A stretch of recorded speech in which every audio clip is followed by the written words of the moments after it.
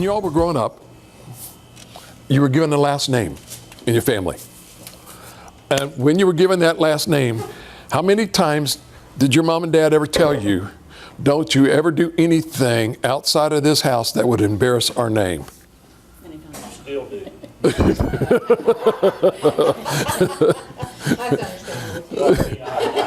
I pass that on to my. Oh, you pass that on to your boys. Okay. I thought maybe your parents were telling you that now.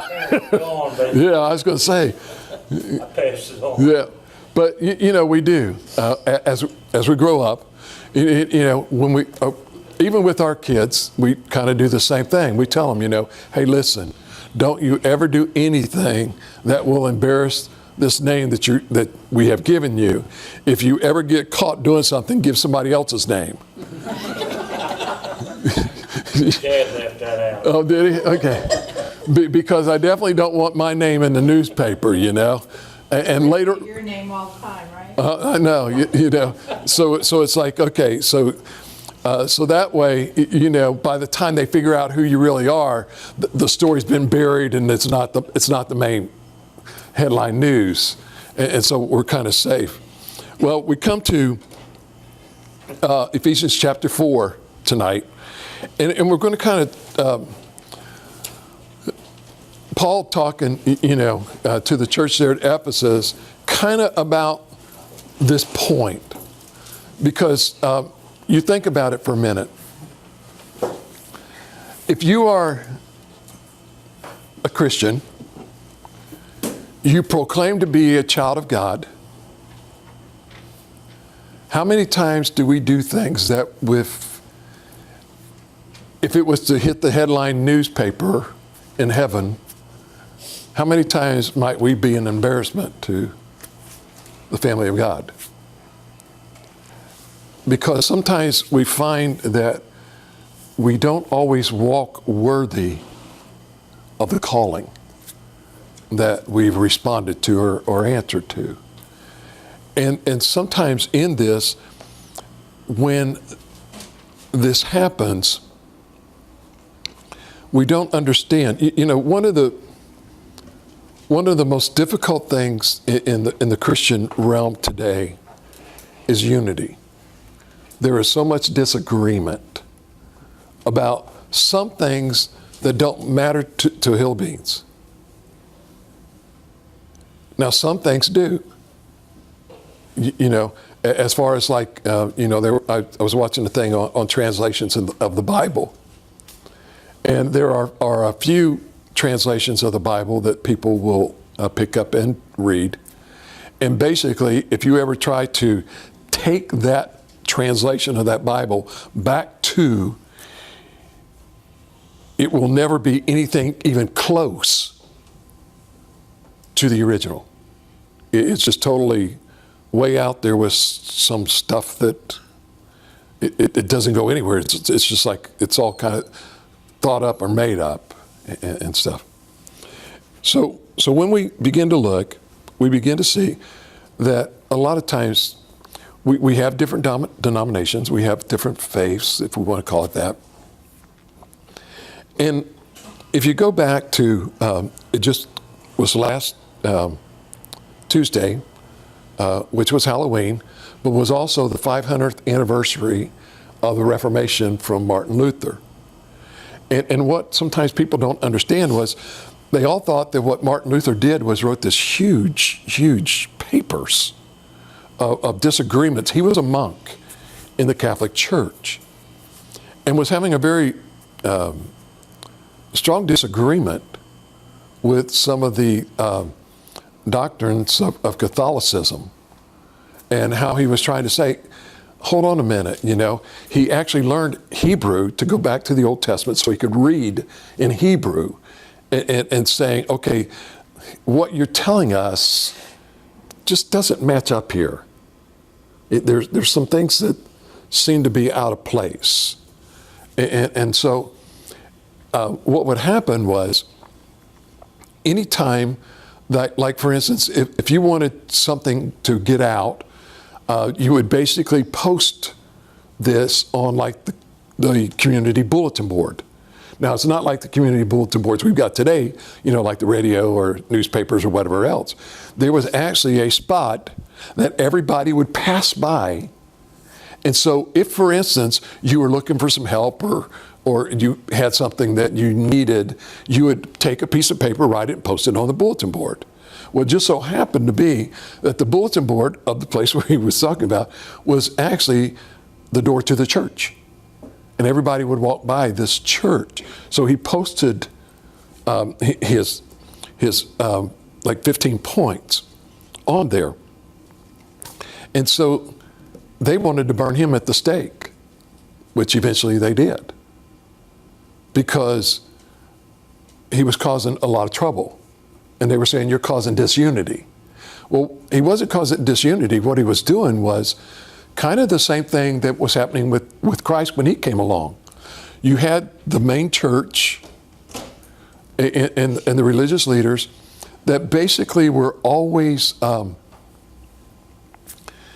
wanted to control everything. And you weren't allowed to question them. Well, this is where Martin Luther did. He questioned some of the thoughts that they were talking about. And so they said, hey, we want to kill this guy. So you have some disunity there. But some of the stuff that we disagree with sometimes is just maybe over a word, a phrase, a thought, or something. Sometimes we're all on the same wavelength when we start talking about salvation is through Jesus Christ. But yet, when you start getting down to it, it's like, a mix. When you, in the Baptists, there were German Baptists, actually Mennonites, Quakers, coming in certain ideas and beliefs. So Paul's starting to talk here in the book of Ephesians, and he starts here in verse number 1. He says, again, understand, he says, therefore I, the prisoner, not of the Lord. He says, I'm a prisoner for the Lord. Now you think about that for a minute. What makes you a prisoner?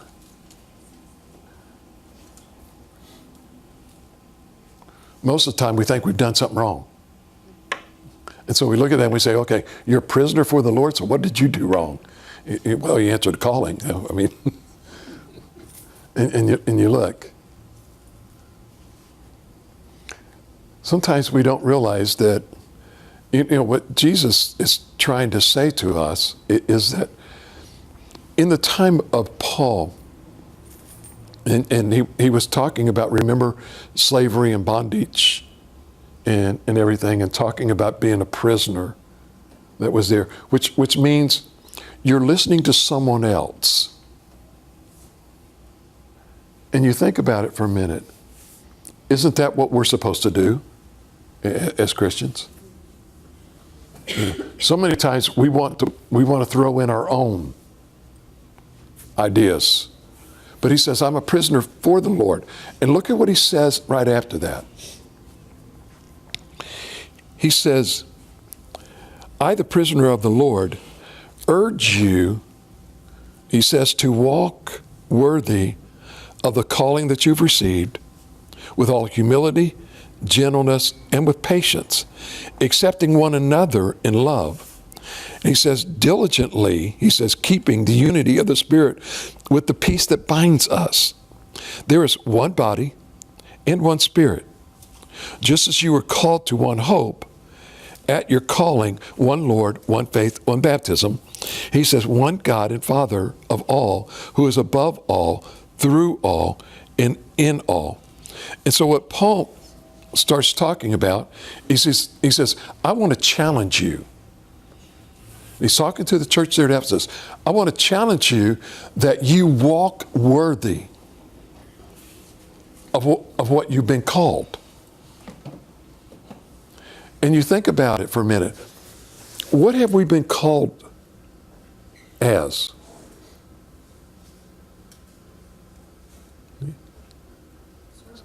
Huh? Servants. We're called to be servants of the Lord. Huh? Follower. We're supposed to be a follower of Jesus. What else are we called to be? Witness. Witnesses. Paul says we're ambassadors for Christ. Now you think about it for a minute.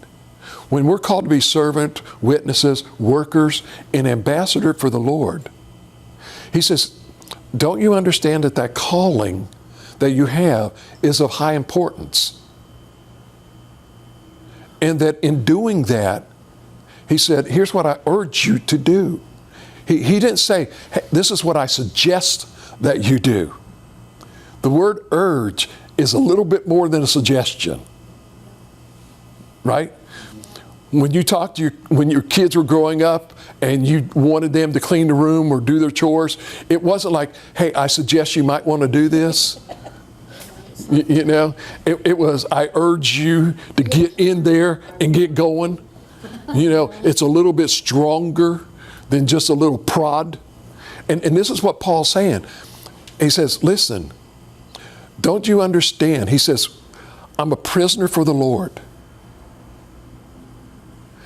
And what I'm asking is that you walk worthy of the calling.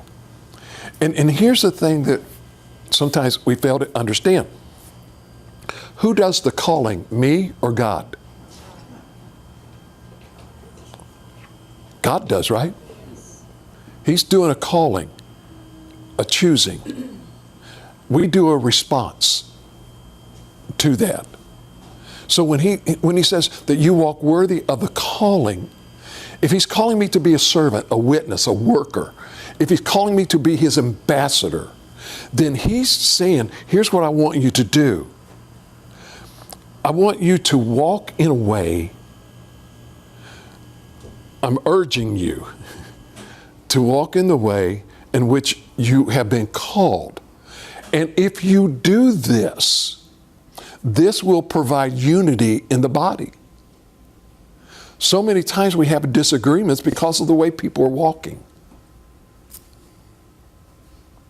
You get out of fellowship with God and one another, it becomes very difficult sometimes to say, well, hold on a minute. Remember what he starts talking about when we're to pray in unison. We're to pray together, if two of you will agree. It's hard to agree with someone when they're not in step with that calling. They're out of step.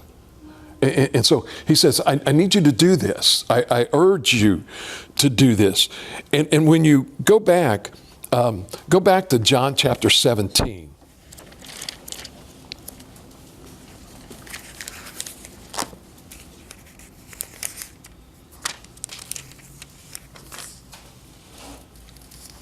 Now,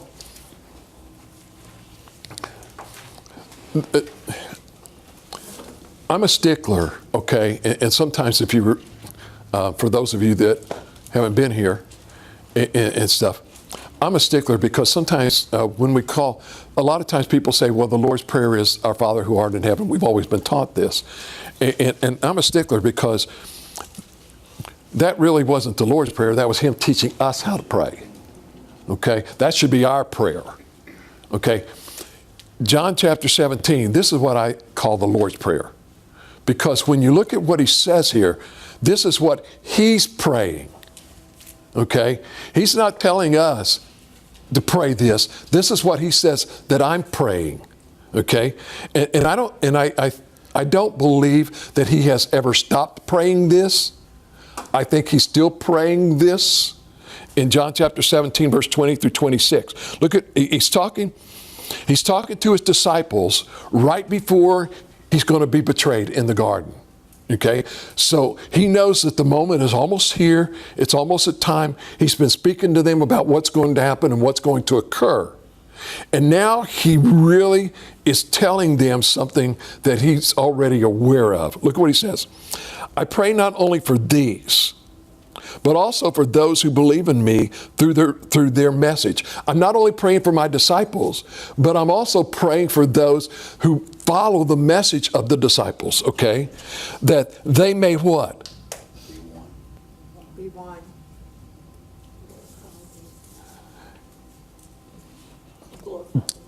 Yeah. He's praying that we all be one as Jesus and the Father are one. He says, I pray that everybody, the believers, can come together. Now you think about this for a moment. The power of the unification or the unity of the Father and the Son. They weren't at odds. They were pulling together. And what happened? And they changed everything. And you think about it sometimes. He says, I pray that you all become one. Okay? As the Father and I are one. Look at this. He says, may they also be one in us. So what? So that the world may believe that you sent us. Sometimes we're not in this unity, and so it's a hard time sometimes, even for the others, to look at us and say, who sent you? Who are you a follower of? What did you say? You think about it. How many times did your kids do something? And they would come back and say, I caught your child doing this. And you'd say, oh, no, not my child.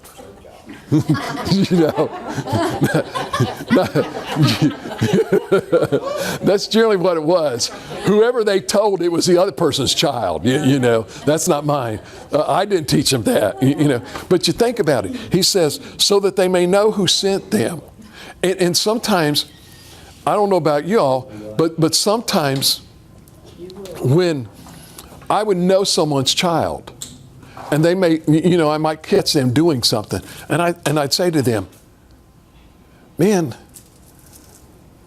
your mom and dad, I know, never taught you that. Because I know your mom and dad.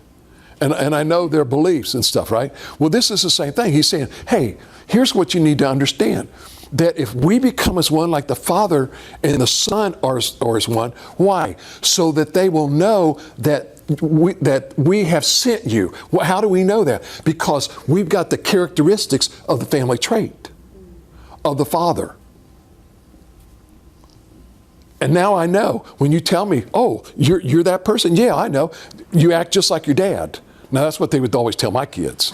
If they knew that, you cannot disown, certain things.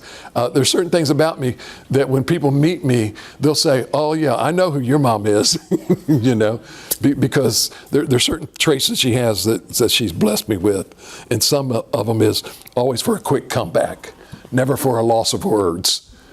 It's just like, say something, and it's like, boom, where'd that come from? I have no clue, but it's there, And the problem is the mouth speaks quicker than the brain. I haven't got a chance to decipher it between here to here, and it just spews, and I've been accused of some other things that I should, not talk about. But he says, listen, I've given them the glory that you've given me. May they be as one as we are one. He's praying to the Father. Here it is. I am in them. You are in me. May they be made completely one, so the world may know that you have sent me. You have loved them as you have loved me. Father, I desire those that you have given me to be with me where I am. Then they will see my glory, which you have given me, because you loved me before the world's foundation. Righteous Father, the world has not known you. However, I have known you, and these have known that you sent me. I made your name known to them and will make it known. So the love that you have loved me with may be in them, and I may be in them. And so you begin to start looking. Okay, Paul says it is really important, guys, to have unity within the body. Why? Because Jesus said, Father, look, you and I are one. And because you and I are one, these that we have selected, that you've selected to carry on this mission, they can tell that we're one. And so therefore, they believe what I have said. Now, what I want, Father, is that just as you and I are one, may they become one with us so that the world may know that we have sent them. And they can see that unity in the family that he begins to start talking about. Now, when you look at John chapter 17 and verse number 21, you begin to understand that Jesus was saying, because of the witness that I have, it has shown everyone that I'm real. It's easier to believe something is real when you can see that being manifested. Now, if somebody comes up and tells you, hey, have I got a deal for you? The antennas go up. The signals start coming across. And what do we say? If it sounds too real to be true, it probably isn't. When they start telling you this. And so what Jesus was saying is, okay, I want to tell you, and you got to think about this for a minute. Here was a guy in the flesh, told them, I am the Messiah. He told them, I am the Son of God. And they were saying, oh, no, we know your dad. He was Joseph, the carpenter. We know Mary. No, you're not. And he says, okay, so what do we need to do? I need to show to them that I'm real. That I am who I say that I am. Remember, they even questioned him, even with some of the miracles that he performed. They thought that he was the son of Beelzebub. The Sanhedrins, the rulers in there, they began to say, we need to get rid of this guy. He's a rabble rouser.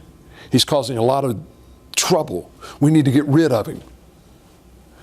Remember what they also said, that when Jesus died, that his disciples would just fade away into the sunset like all of the others that have come before him.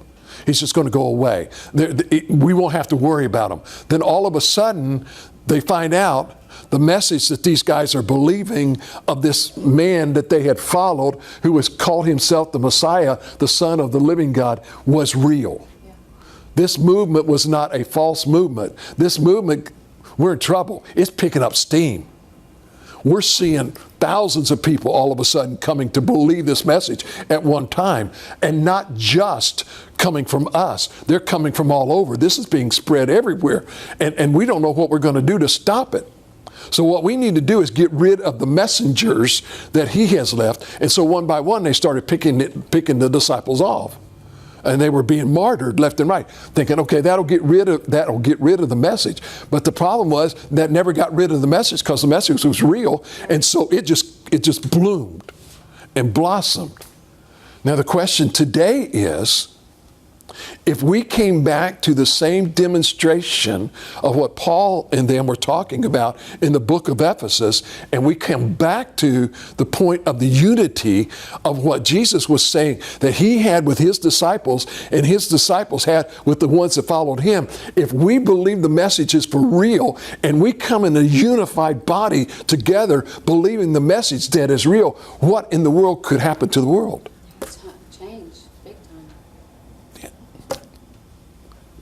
Don't we see the change in our lives? In the belief of the message? And he says, so here we go. He says, don't you understand that it is the most powerful witness to the world is to get the story that is real. The number one word for the year 2017, you know what it's called? Fake news. Did they add that to the dictionary? They added it to the dictionary, yes. And they've given it a definition. That is the number one word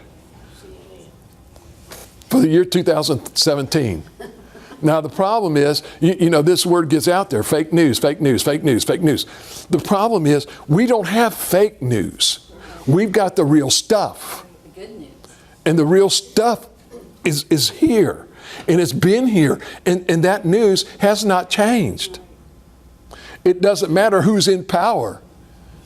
It ain't going away. The story is still the same. And this is when he begins to start telling us that we need to understand these things. Now, when you go back to Ephesians chapter 4, as we were talking here, he says, hey, guys, this is what I want you to understand. But go down to verse number 11, if you would. And let's pick up here, okay? In verse number 11 of Ephesians chapter 4, look at what he says. He says, and he personally gave to some to be apostles, some prophets, some evangelists, some pastors, teachers, for the training of the saints in the work of the ministry to build up the body of Christ until what?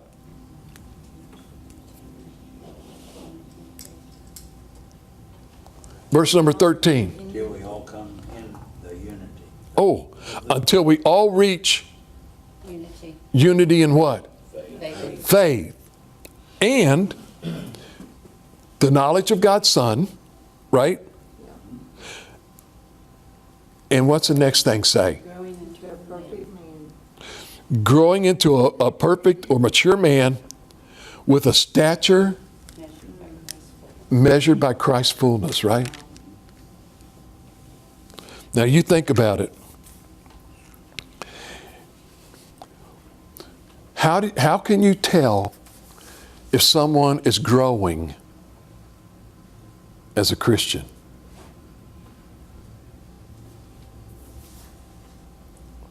Their life patterns, the Word of God. Yeah.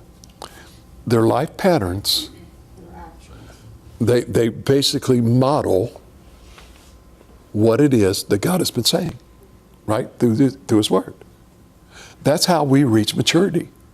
To what? That we grow in the stature of Christ's fullness.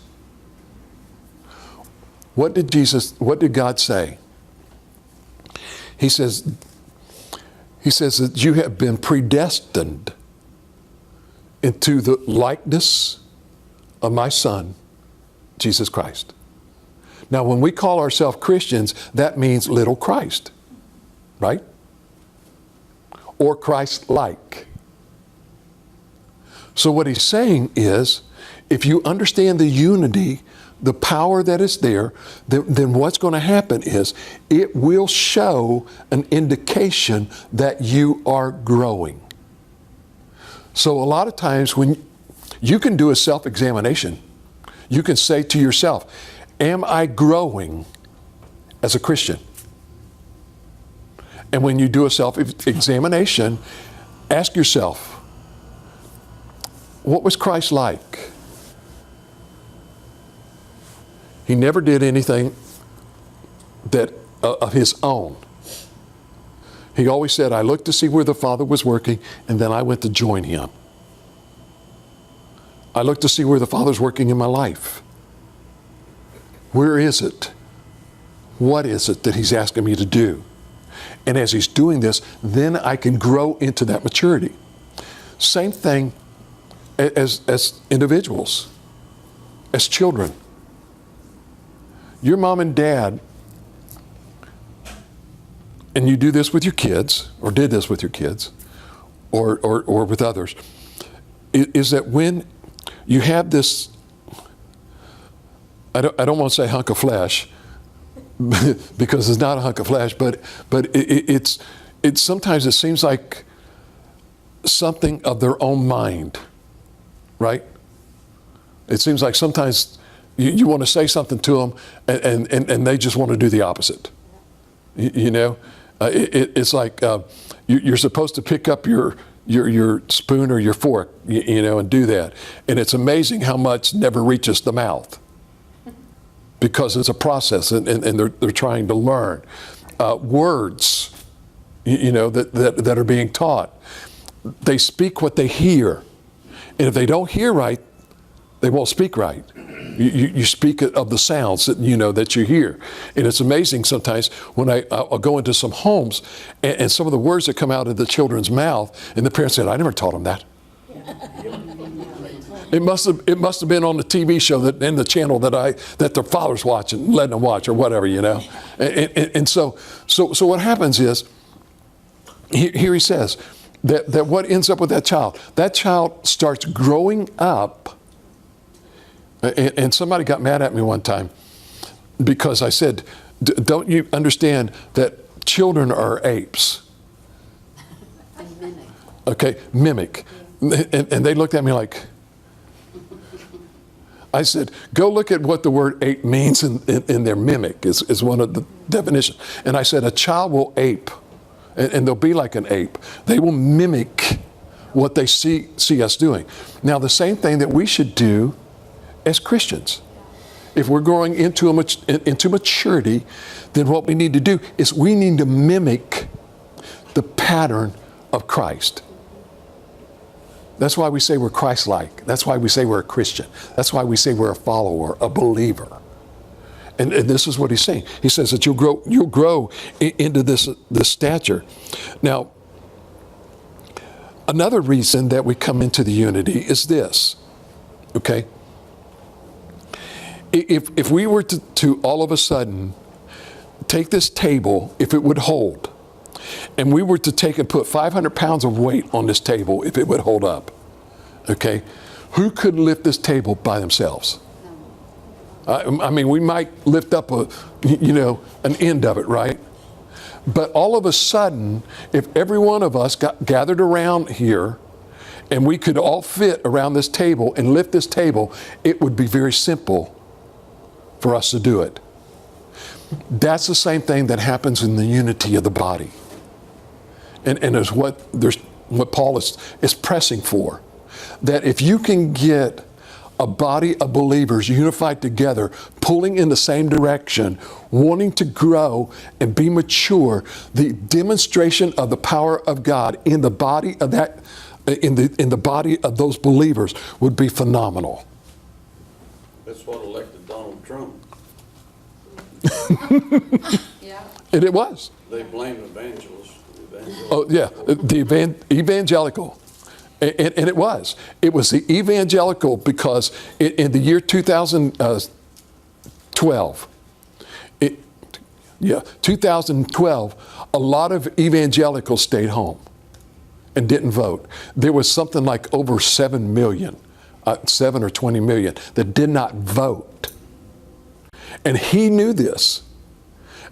He surrounded himself with believers. And they started pushing, saying, hold on a minute. Do you like where we're going? And let me just, since we got this, let me take a sidebar. I'll chase this rabbit for a moment.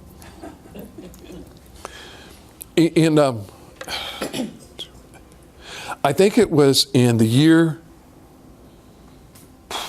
when was Clinton in? He was in the 90s? Yeah, so I think it was 96 during that period of time. If you remember, while Bill Clinton was, while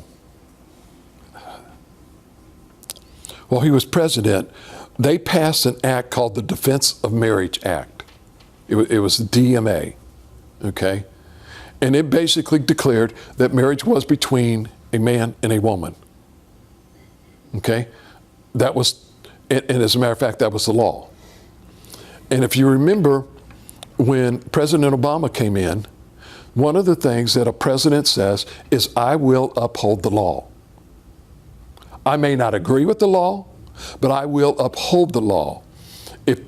I'm sorry, it's called DOMA, D-O-M-A is what it was called. It was the DOMA Act.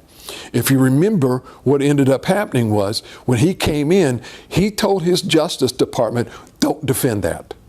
If somebody wants to bring up that somebody is being prejudiced towards these other people, and if the state wants to say no, don't you dare defend it. And so they got on this. And so what happened when President Trump came on, he started bringing a lot of evangelicals. He actually had 27 pastors of many different denominations and everything, surrounded himself with them, and they would pray for him. They would meet at the White House. Today they have Bible studies in the White House. The amazing thing that I don't, and this is some of the things that just phenomenal to me, is that as much as they criticize, we don't want prayer in schools, we don't want prayers on the football fields, or we don't want it here, we don't want it there. It is amazing to me that every one of these leaders that did not want prayer anywhere in the places where they are in political control of, when that gentleman killed those people in New York, it was amazing that every one of them stood up and said, "We're asking for your prayers and thoughts." Well, you tell me you don't want me to pray. Now you're asking for my prayers? It's when it's convenient. But one of the things that I have found, and if you will look, is I want someone that is consistent. And if you ever listen to President Trump, when anything happens, the very first thing he says is, "We desire the prayers for these families, for these that have lost their lives, for our country." And he will always finish with, "God bless America." In there. And this is one of the things that, in all honesty, if the evangelical will get together, we can, through the power and the demonstration of God, a lot of things can change.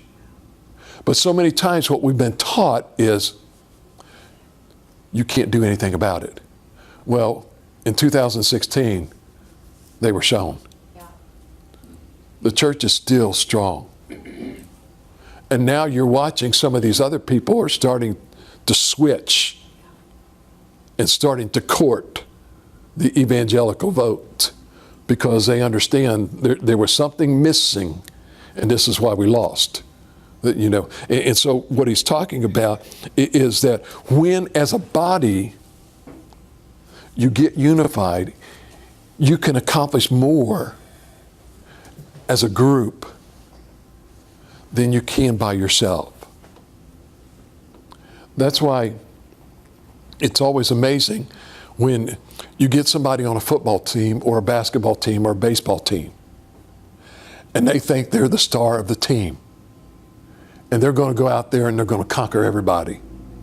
And all of a sudden they find out you can have the best pitcher in the world, but if you don't have any people behind him that can catch the ball, somebody every once in a while is going to get lucky, and they're going to hit that thing, and nobody's going to catch it. And if they can't bat, it doesn't matter how good that pitcher is. If they don't score runs, it just won't work. So you can be the best at what you do, but if you're not surrounded by other people that will help bring the unity and the power together, it ain't going to go. And a lot of times this is why we fail in a church, is because we start, instead of becoming unified, we start becoming divided. And we start picking apart at little stuff. And honestly, in churches, I was talking to someone this week, and we were talking about why they didn't like church. And why they stopped going to a certain church, and they were looking to go somewhere else. And I said, so what was the problem? And why are you looking?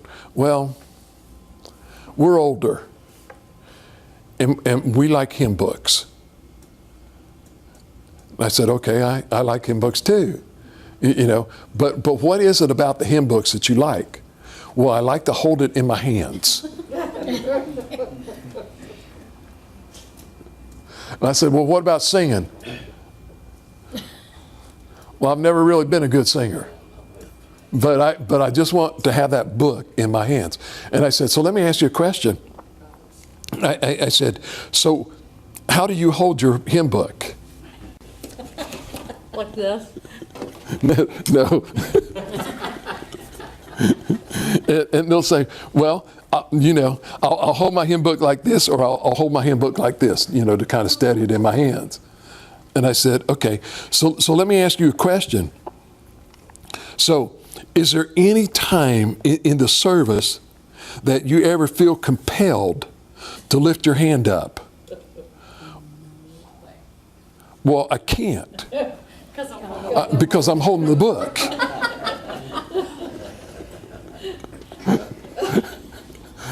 I said, wow, that's awesome. I said, let me ask you a question. And I said, I'm not trying to prod or anything. How's your eyesight? Yeah. Well, I've got cataracts and, and I really have a hard time seeing. And I said, yeah, because if you look at it, the print in the hymn books are really small. I said, what if I took the words of the hymn book and I enlarged them for you? You can do that? I said, yeah. How big do you want them? I said, I can make those things so big that you can have 20/20 vision from the back of the auditorium of the church. You can do that? I said, absolutely. How big you need them?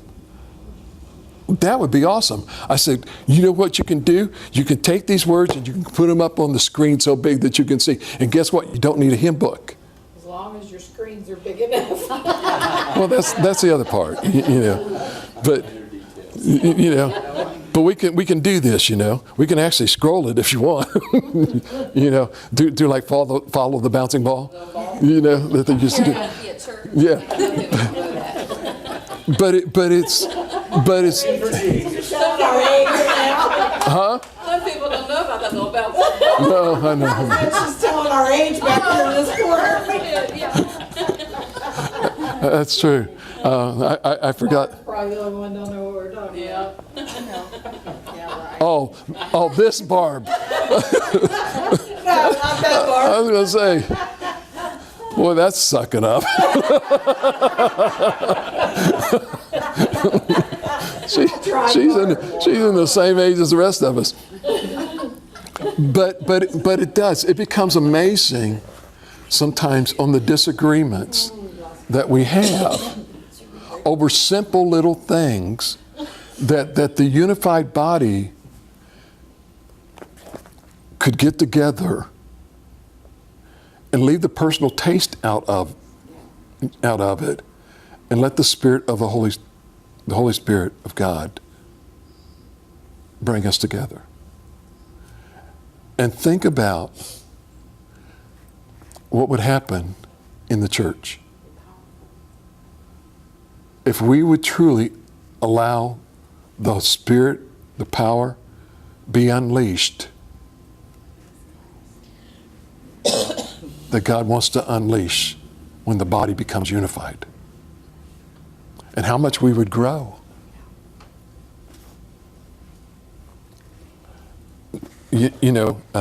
As I've shared, when I came here, and it's still been my motto, I am not a church builder. That is not my job. God said He would add to the church daily as we needed. All He told me to do was go out and help build the kingdom. And that's what we do.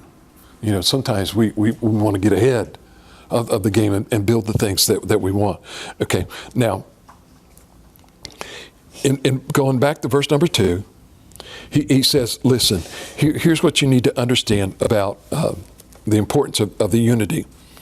It's not only important, he says, but to walk worthy of the calling that you've received, look, with all humility, gentleness, with patience, accepting one another in love. Now, what needs to happen is, he says that you need to start showing and demonstrating this towards one another. And when you do that, it's like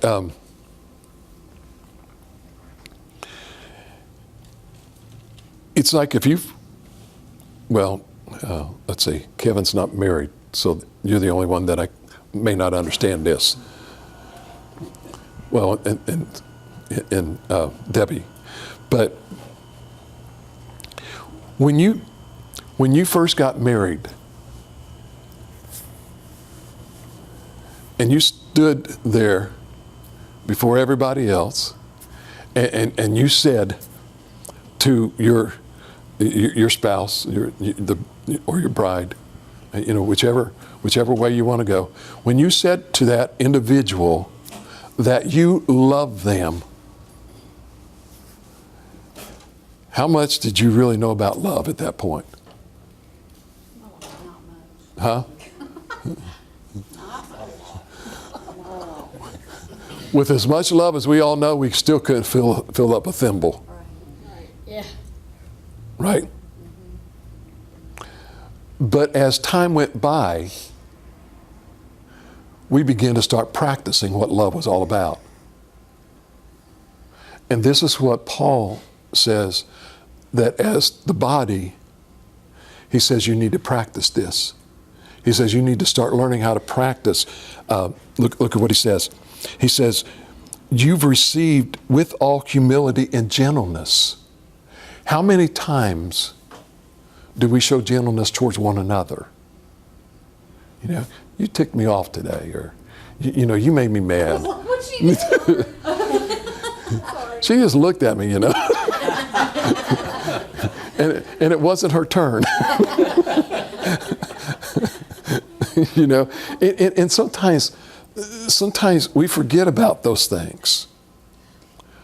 Sometimes in our marriages, in our relationships. There are sometimes we forget about the gentleness, the kindness, the humility that God wants us to show.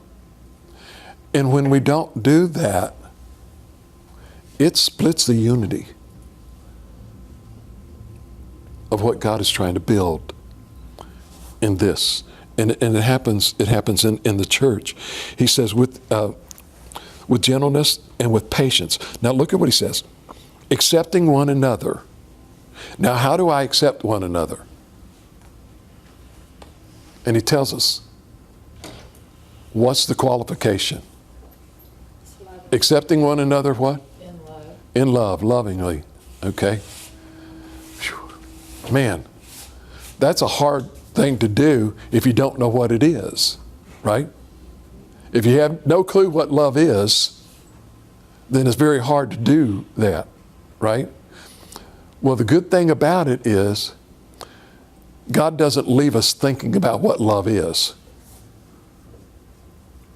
What did he say love is? 1 Corinthians chapter 13. Love is patient. It's patient, kind, gentle. It's not self-serving. It's not conceited.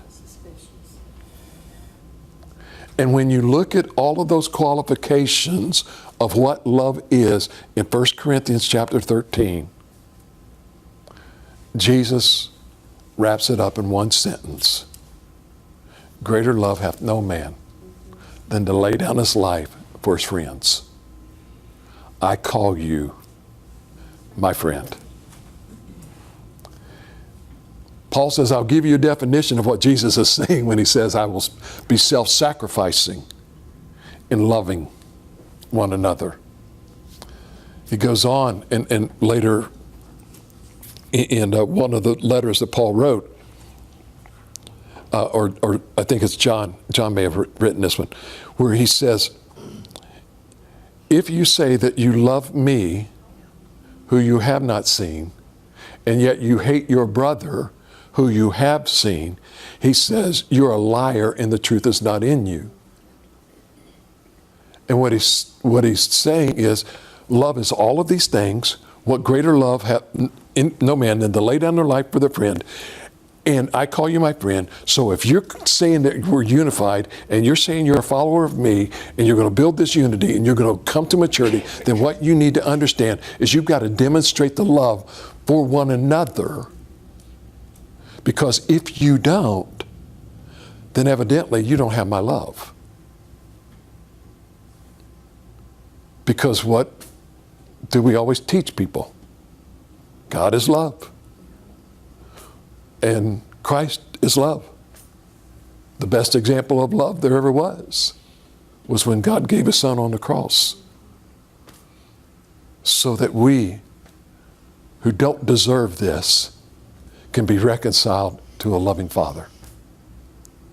And he says, that's what I want you to do.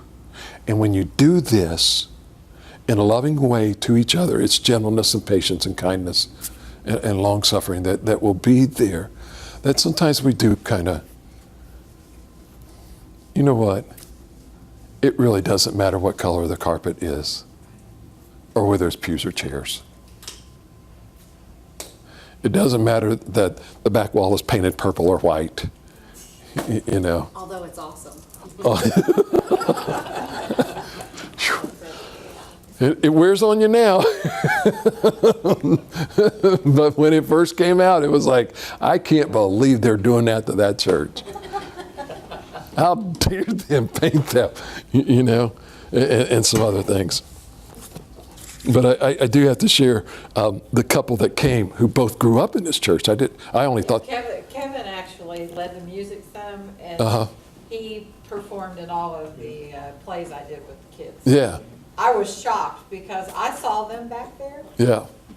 He had grown another probably 1.5 feet since he left here, Yeah. and he was thinner now. And I thought, that man looks familiar in the face. Yeah. And then when you said who it was, and I turned around there, I about passed out when I saw him. Yeah, and you know, and they were sharing. They said, you know, it's awesome what's going on here, and you know, because they grew up here, and everything, and they saw that, and so you know, it's like, okay, you know.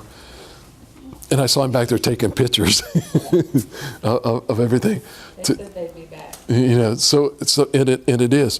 And then walking out, he says, "What's your number one need?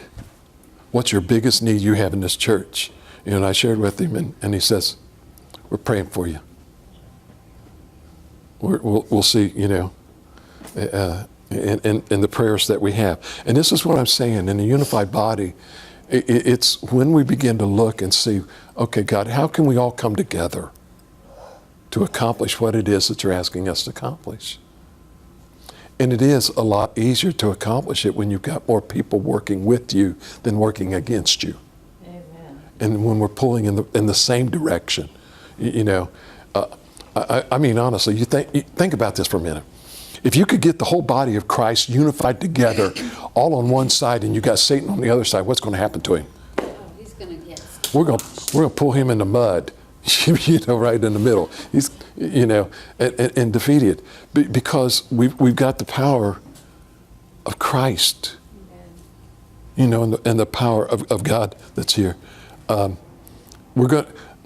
Do y'all mind if I go to 20 after, because we got. He's not here. We got cake and ice cream tonight. For Mark. For Mark. It's his birthday. And so we have been blessed as a church to actually have a soft serve machine. That's right. And in turn, we're blessed with Dave tonight because of that. I know. Some people will say, you will do anything to get somebody in church, won't you? Yeah. Yes. Ice cream-aholics. You know. He's not kidding. The my name is next Dave, text and after I'm we an decided we were having ice cream was, does Dave know? Does- I told him that. Yeah, she's talking on the phone, and you call her. He said, well, yeah, we're going. That had nothing to do with Mark, did it? No. But let's go back to humility for a minute. Humility means that we don't think too much of ourselves or too highly of ourselves. Now, I don't know, have you ever been around somebody who on a humility meter, they're way down here? I mean, that thing doesn't even get out of the bubble. They are so self-centered and self-serving. I don't know about you, but I feel really uncomfortable, you know, around that person. But all of a sudden, when you get around somebody who is humble, they're awesome. They really are. Because it's just the spirit that exudes from them becomes a uniting factor with you. And then all of a sudden, it's like, I got a new best friend. I got somebody I really want to be around. Welcome, Pastor. Well, he fits right in, Pastor. Please take him home.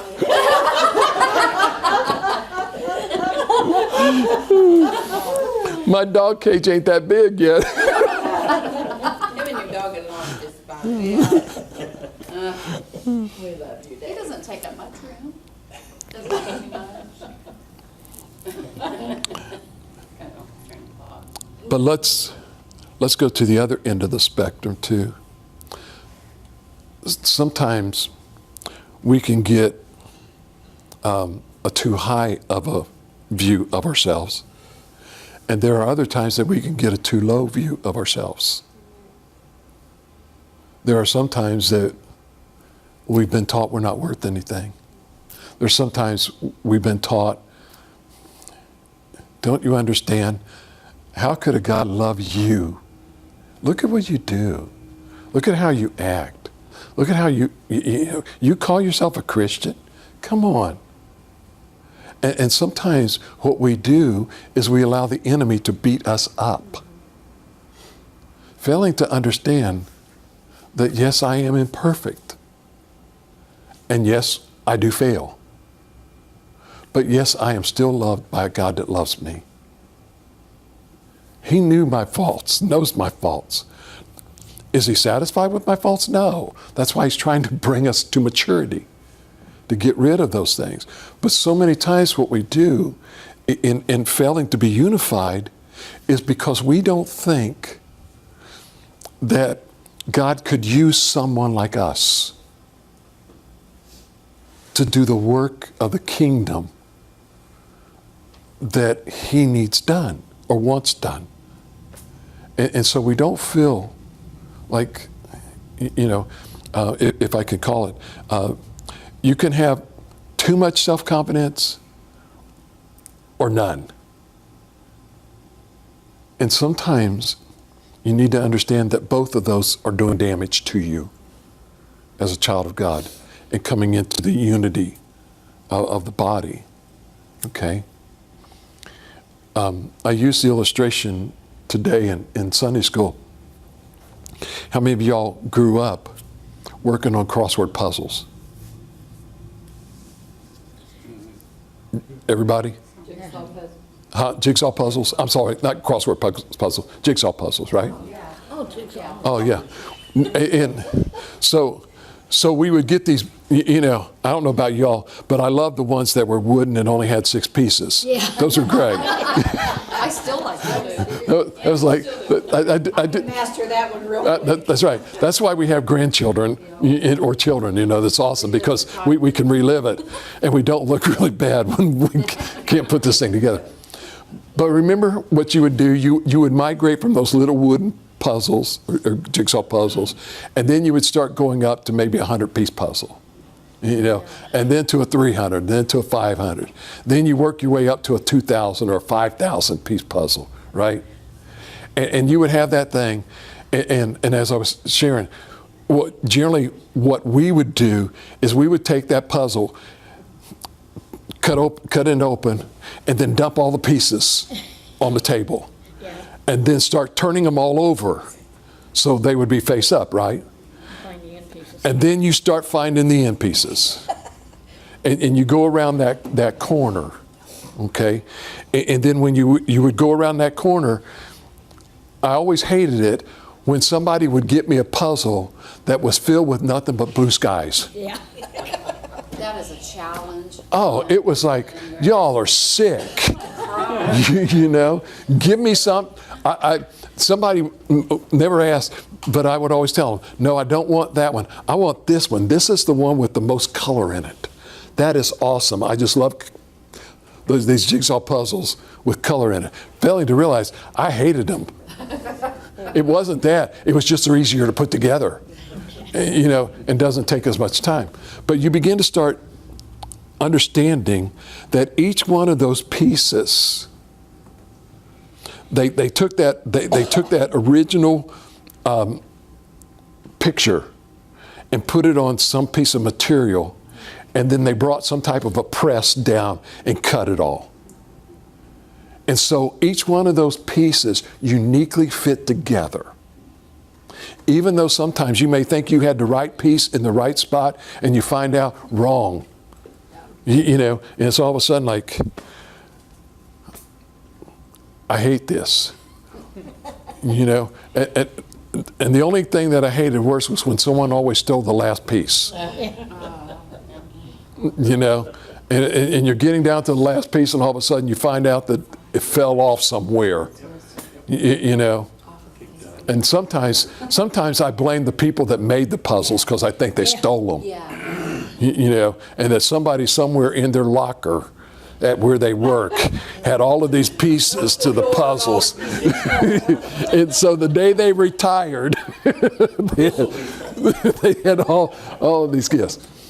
But sometimes we fail to realize that God, in this whole big piece of the puzzle, every one of us are a very select, unique piece that fits together in that puzzle, that when we all get unity together and we all are in the right spot and in the right place, what an awesome, awesome picture that is of the bride of Christ. And sometimes we fail to realize we might be that missing piece that God wanted right there, because we don't think we're the piece that can fit that spot. And God says, oh yes, I'll round the corners off, you know. He is very capable of putting a square peg into a round hole. He does a fine job of rounding the corners that needs to be rounded to fit into the spot that He's planned for all us to be. And when we come, as Paul begins to start telling, if we can understand this, if we can truly understand this, the awesomeness of the power that can be unleashed is mind-boggling. What can happen? Lives that you never ever dreamed could change can be radically changed. Paul says, I was one of them. I was the young guy that held the cloak of Stephen when Stephen was being stoned. I was the one that was standing there watching him and listening to him as he began his speech or dissertation about how you stiff-necked unbelievers, how you put this same Christ that you're talking about, you're part of the problem that put him on the cross. You're part of the problem that killed him, even though you say that you believe in this. And sometimes if we can understand all of this, we'll be fine. But we've got to start getting unified in there. Hello, this is Pastor Chuck Cotton from Calvary Baptist Church. First of all, I'd like to say thank you very much for taking the time out to either listen to our sermon or to watch it on video. We are grateful that you've actually taken the time and hope and pray that it has been a blessing to you as it was to us as we delivered it to our congregation. We ask if you have any questions whatsoever that you email us at pastorchuck@calvarybaptistmiddletown.org, or you could come in and give us a phone call, if you would please, at area code 513-423-7251. I'd like to take this opportunity to also invite you to come to our church and visit us, if you would please. We actually have small groups on Sunday morning starting at 9:30, with our morning worship following at 10:45. Prior to our morning small groups, we also provide donuts with coffee, milk, orange juice, a time for fellowship, get to know each other, have a good time before we actually break out into our small groups for Sunday. Our worship services are uplifting, they're fast moving, and everything in our service is just a fast pace. But we do take time every once in a while to slow down as we feel the Holy Spirit moving, and we never want to hinder it in any way. We also have on Sunday evening, during the school year, we have Awana, and Awana starts with the Puggles, actually from age 2 all the way up through high school. And during that period of time, we also have a worship service. Both of these start at 6 o'clock and end at 7:30. Our Wednesday night, we have a Bible study, which starts at 7. We generally finish about 8:15. We would love for you to come and visit with us. Don't have to dress up. Just come as you are, because to us, it doesn't matter. You're a child of God, a creation of His, and so to us, you're important to everything that we do. Our motto here is building the kingdom one life at a time, and we hope that we have a chance to visit with you, get to know you as you get to know us. So thank you, and may God bless you.